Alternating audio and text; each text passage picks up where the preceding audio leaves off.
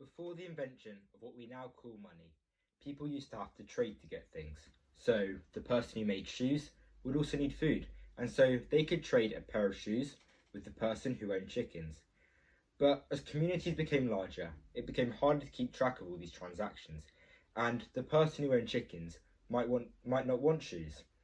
And so it was around the year 600 BC that the first gold coins were invented. These were something that everyone wanted because they had intrinsic value. And a coin was worth exactly as much as the amount of gold that was inside of it. But people started to realise that you could make more coins by mixing in other cheaper elements. For example, I've got one here. Now, it seems quite realistic, but as we dig a little deeper, we'll see it's actually an alloy of gold and chocolate. Luckily for us now though, there's a test for this. What you need is one real coin and then the coin you want to test.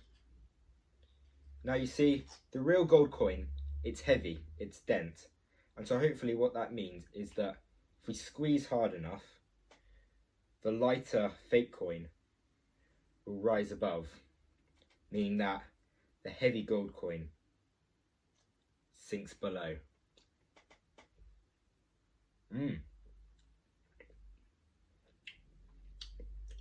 But the problem with metal money was that it was big, it was heavy, and that made it really hard to transport for large-scale transactions. And so, around the year 700 in China, the government started giving out pieces of paper, sort of as an IOU. It would tell you how much money the government owed you, and so you could give this into any bank, and they would give you that amount in coins.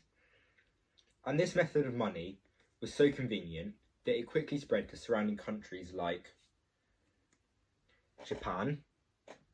And when Marco Polo returned from his adventures, he told the people in Europe about it, like the people in Spain. And then, of course, as we know, this method of money eventually spread to the UK. Interestingly, the first UK money was actually very small, probably about the size of my ear. And it came in increments of 10, so £10, £20, £30, all the way up to £90 notes.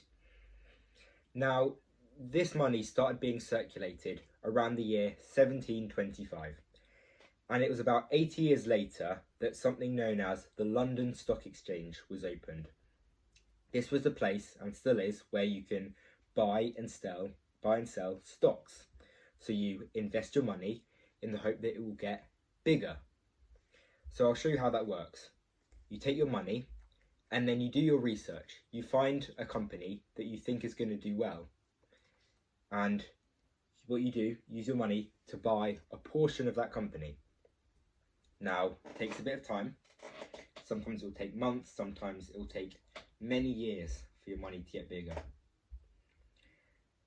But I think for us, that's about enough time. Now remember, if we invested well, then our money will have gotten bigger. Should we have a look?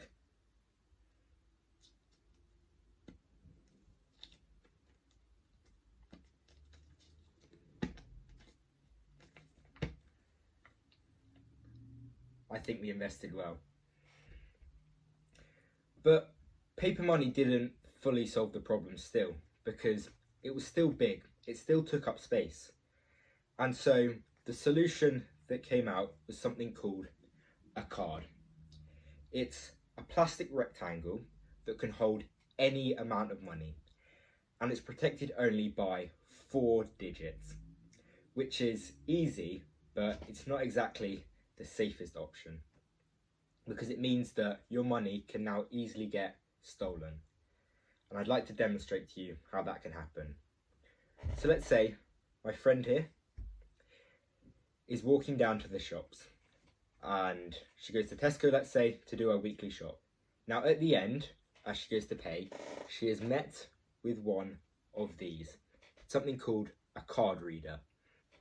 Now what she'll do is she'll insert that card of hers and she'll put in her 4-digit PIN.